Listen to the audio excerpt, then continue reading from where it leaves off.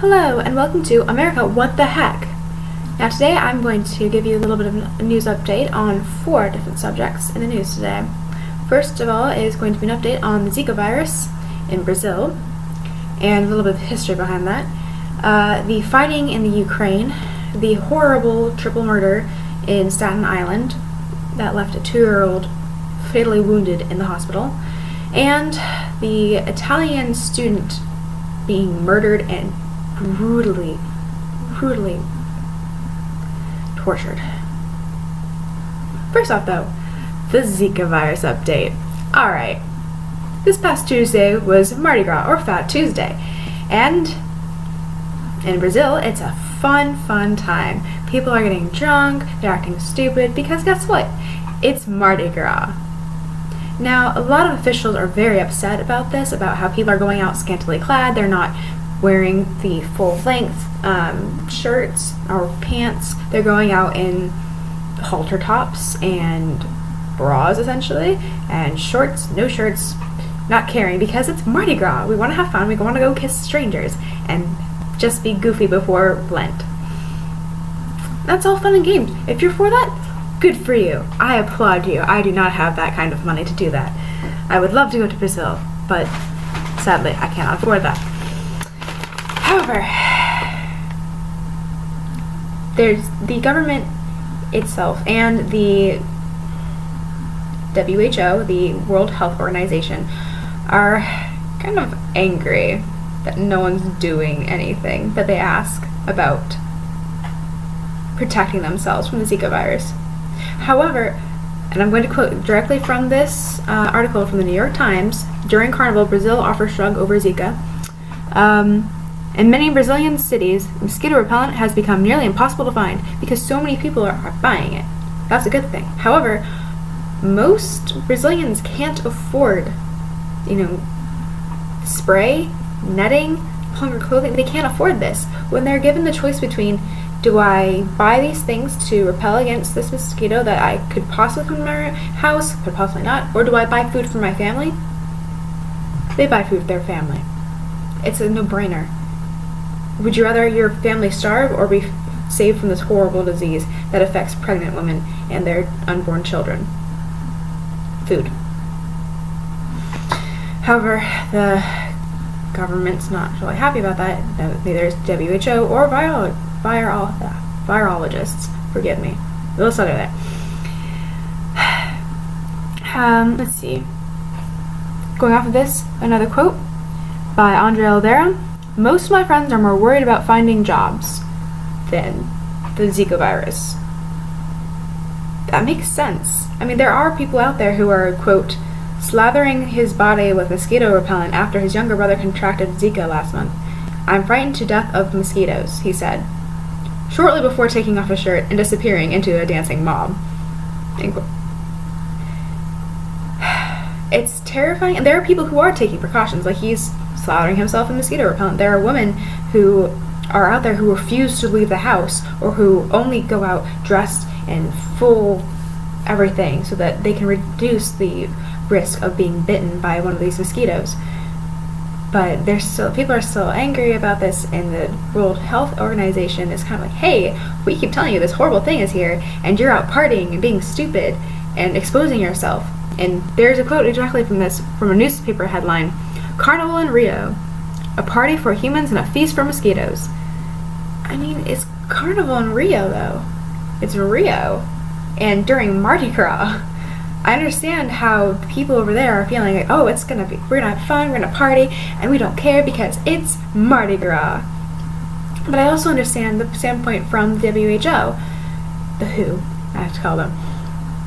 Yes, it's a horrible virus that is going to spread if more and more people come in contact with it. And now I'm going to go a little bit of background. Yes, I highlight my newspapers because I can. Once a scientific curiosity, Zika first emerged in force on remote Pacific island. Now, the Zika virus actually mirrors some of the symptoms of the, I'm going to pronounce this horribly wrong, dengue virus. The symptoms of dengue and Zika are quite similar. rash, fever, muscle aches, and pains. I wonder if cases of Zika have been occurring, but misclassified in the region, end quote. Okay, let me put this out. Let me start off really quickly. Yap Island. This is a little island in the Western Pacific. Sorry, yeah, it's the biggest island in a group of tiny islands in the Western Pacific, best known for using huge stone discs as currency. In 2007, doctors saw this alarming number of patients who had these symptoms, and they didn't really know what was going on, but some people thought that it was just dengue. But however, it's starting to look like this might have been the first significant Zika outbreak. And there's a whole lot of wonderful history in this. There's a theory about how the virus got to the remote archipelago, that a medical volunteer on Yap returned to the United States in 2007, and he or she tested positive for the Zika antibody. However, there are also places in Pakistan, India, Vietnam, the Philippines, Thailand, Indonesia, and Malaysia that people have tested positive for Zika antibodies, which means it's been there too. So why is it now just becoming this huge thing? Possibly because of the dengue. And I'm going to quote directly from this again. The outbreak in French Polynesia was explosive. An estimated 28,000 people, more than 10% of the territory's population, sought treatments, and the potential side effects were more severe than any that had been seen before. End quote. This can lead to paralysis, by the way, which is a terrifying idea. In Brazil, Brazil and in South America in general, the outbreaks have been more widespread than just the 28,000. Which is leading some virologists and scientists to believe that, quote, the virus has mutated and gotten worse. If the virus has gotten mutated and gotten worse, those people who had those antibodies, they may not work anymore. It's a horrible idea that this possibly could just demolish our population. If children are being born with smaller and smaller craniums or skulls, then their brain might be squished, and their brain size might decrease, causing them to have developmental problems or to have mental issues, which means the majority of our population then in Brazil will then have these cases. And if it keeps growing and growing and growing, then we're going to have a population of people with rather small heads. And if it goes back over to the United States, if it spreads through the entire world, how will that affect our futures? It's a scary thing. And there's not really anything we can really do about it except for warning people to be careful if they're traveling over to South America while they're pregnant, and warning people that if they are over there, they should cover up so they don't get bitten, and use a lot of bug spray. I know it's annoying, it can get sticky, and I don't really like the way it smells. Would you rather have this? Would you rather have Zika? Or would you rather be smelling of bug spray? Yeah, I would rather smell of bug spray. I'd rather coat myself, just bathe in bug spray, than get attacked. Because mosquitoes, like I've said before, mosquitoes apparently tend to love me. Don't know why. They do. Alright, we're going to go to Ukraine and Russia. Yep, here we go. Fighting Heats Up in Ukraine by Alisa Sopava. So there have been some checkpoints established now in the Ukraine, and because of the Russian-backed insurgents and government, oh goodness, the Ukraine has now been using artillery shelling, landmines, and other tactics that have put civilians at risk. Huge thing here. I'm quoting directly from this article. In the most recent fatal episode, a minivan driver cutting through a field to avoid stalled traffic at a checkpoint set off an anti-tank mine. The vehicle was destroyed and all 4 occupants were killed. An anti-tank mine. Russia is expanding so much that Ukraine has put in an anti-tank mine. Sorry, not just a anti-tank mine. multiple anti-tank mines. We don't know how many. And then a week earlier, intense mortar fire caused them to close one of the checkpoints. Caused the Ukrainian government to close one of the checkpoints. Causing more backup, causing more people like, oh, I could go out in the fields. No, you're gonna die. You're gonna get blown up by some crazy tank bomb, anti-tank bomb. Mine, forgive me. And, it is unclear which side is responsible, but the Ukraine has been criticized by European forces for using land mines. I keep saying bombs, because if that's essentially what's happening, you're just blowing them up. And there was actually a witness who saw this who decided to make a comment for this newspaper. Quoting directly from him, "It sounded as if a shell landed very close," said another minivan driver, who gave only his first name. He added that the force of the explosion blew out the windows and vehicles waiting at the checkpoint. 3 people died immediately, according to reports, and a 4th is in the hospital.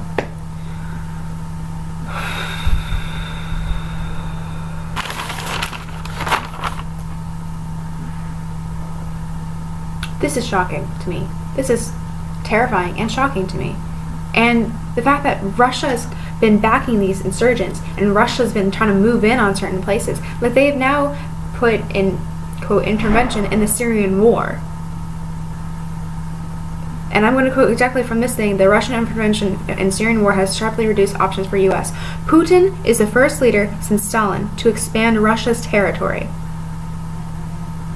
In Russia's first major overseas military effort since its humiliation in Afghanistan 35 years ago, its interventions demonstrate the improvements in Russian military capabilities and the Kremlin's confidence in using them." End quote. Oh boy, Putin. He's coming out there. He's trying to take over and trying to push Russia's borders and make them larger.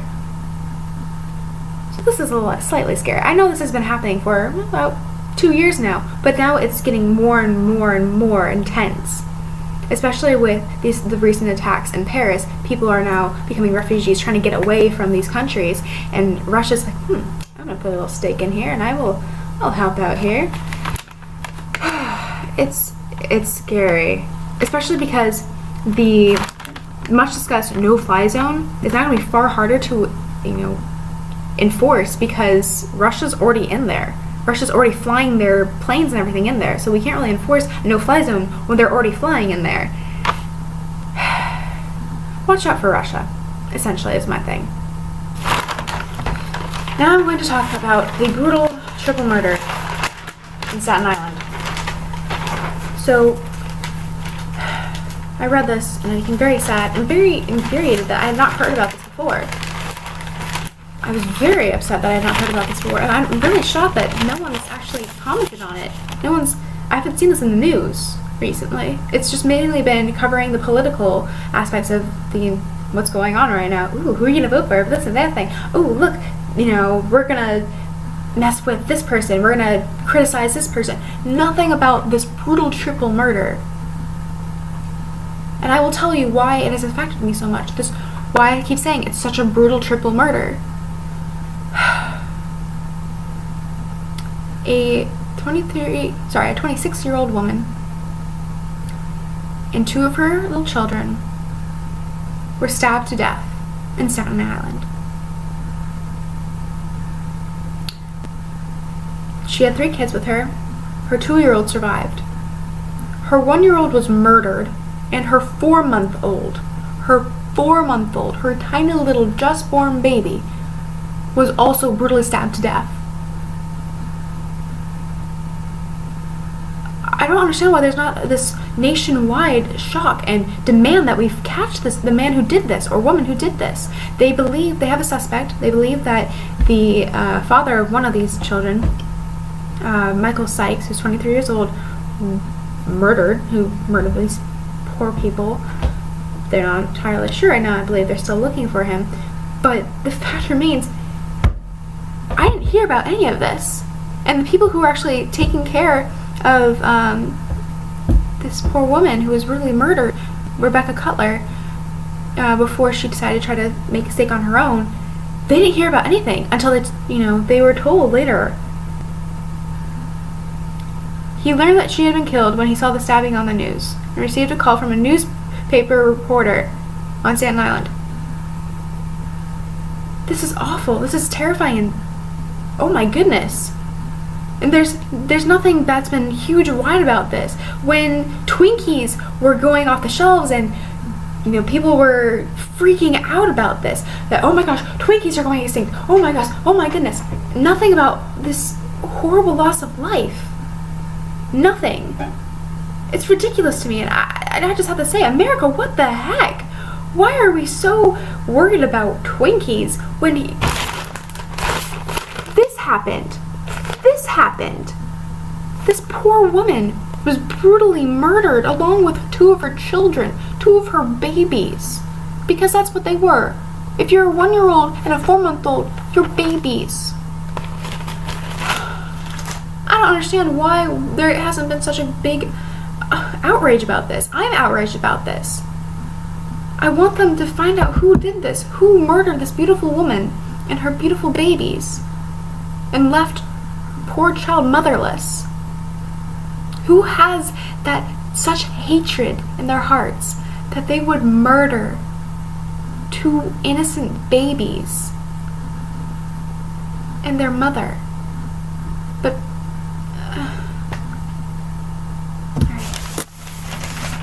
now for another murder in the news. An Italian student in Egypt was brutally murdered. He disappeared in Cairo on January 25th and then was found February 3rd. His body was found in a ditch, abandoned, discarded, half naked, just brutally tortured.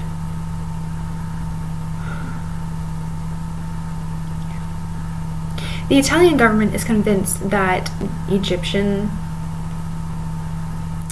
members of certain parties believed him to be a spy because, and I will quote, "In the paranoid realm of Egypt's government co-owned code news media, foreigners are regularly portrayed as spies," end quote. I would love to go to Egypt sometime. I would absolutely love it. It's fascinating to me. The history itself is just gorgeous.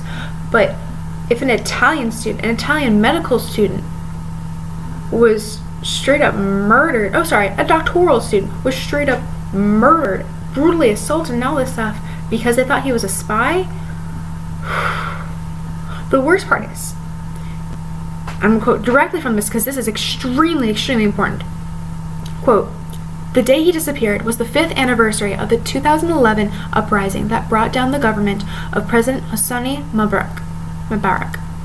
To make sure there would be no trouble, police were out in force the day when Mr. Regini," which is the Italian student's name, "left his home to attend a birthday party. That was the last anyone heard of him."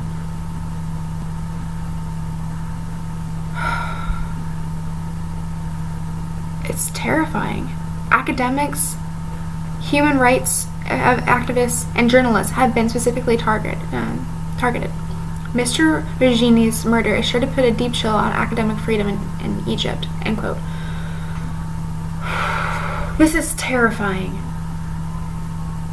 Students are being murdered and assaulted, and he was tortured.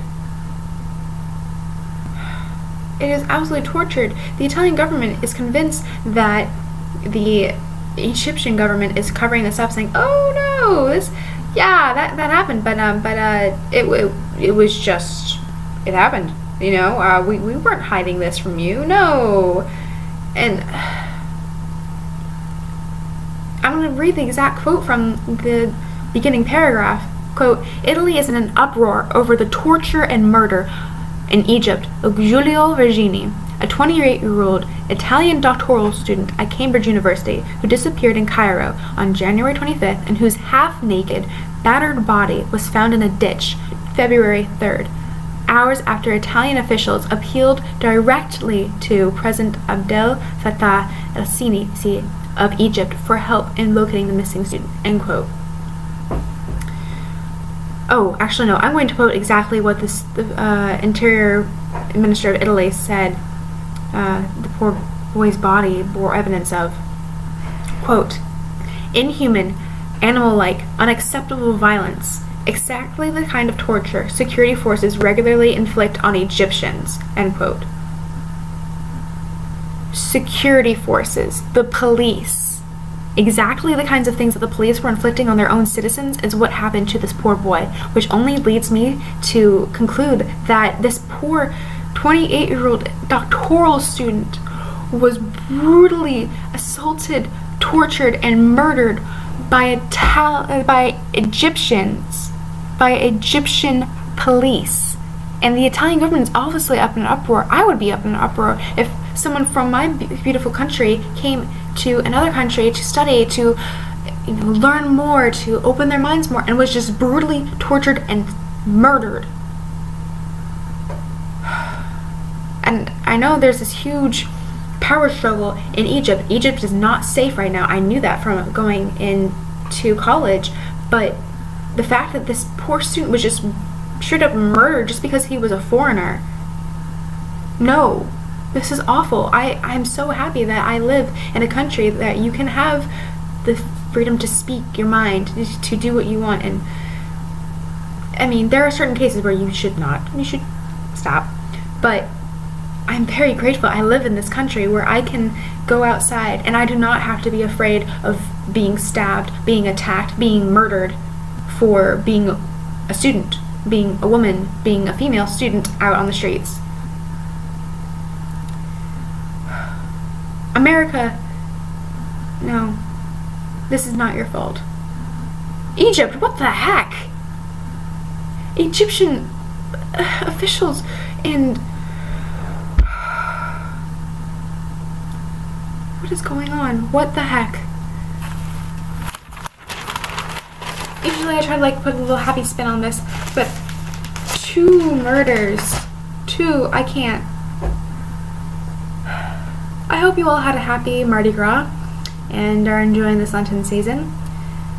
And that is all for tonight of America, what the heck, with my little segment of Egypt, just Egypt, what the heck. Forgive me, I'm stuttering now, but yes, good news and good night.